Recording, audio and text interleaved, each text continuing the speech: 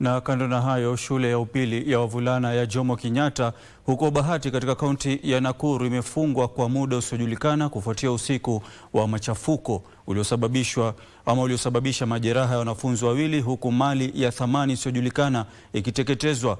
Machafuko hayo yanaripotiwa kusababishwa na malalamishi ya muda mrefu kuhusu usimamizi wa shule hiyo, huku kukiwa na madai ya ufisadi.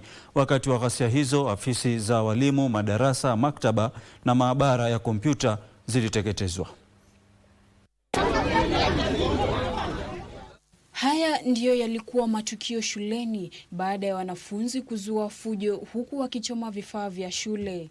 Miongoni mwa vifusi kulikuwa na alama kwenye kuta za darasa na maelezo yaliyoandikwa kwa mkono yanayodaiwa kuachwa na wanafunzi, wakielezea kughadhabishwa kwao na usimamizi wa shule hiyo.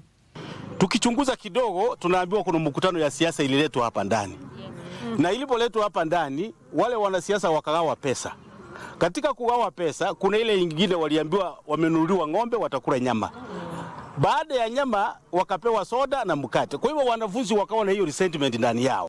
Barua hizo zinamshutumu mkuu wa shule kwa ufisadi na uongozi mbaya. Inaripotiwa kuwa taharuki ilianza kuongezeka yapata saa 11 jioni baada ya wanafunzi kukataa kufanya mtihani. Hii block iko hapa, iko na kompyuta, hizi klasi zote ndio wamechoma. Na ile mambo tunasikia ni kwamba after kuchoma, wale watu walikuja kuwa kwanza kufika hapa kama wazazi, walipigwa na mawe na watoto. Unaona? Wakapigwa na mawe wakarudi nyuma. Saa chache baadaye moto ulizuka katika sehemu tofauti za shule kabla ya wazima moto kufika.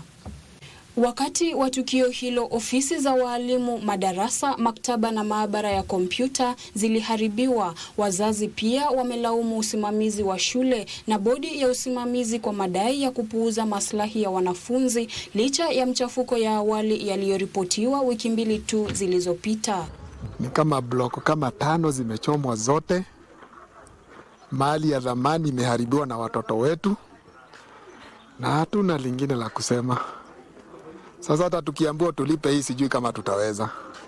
Wanafunzi wawili walipata majeraha madogo na walitibiwa katika hospitali ya kaunti hiyo ya Bahati. Uchunguzi kuhusu tukio hilo umeanzishwa huku wanafunzi wakifurishwa kwenda nyumbani kwa muda usiojulikana.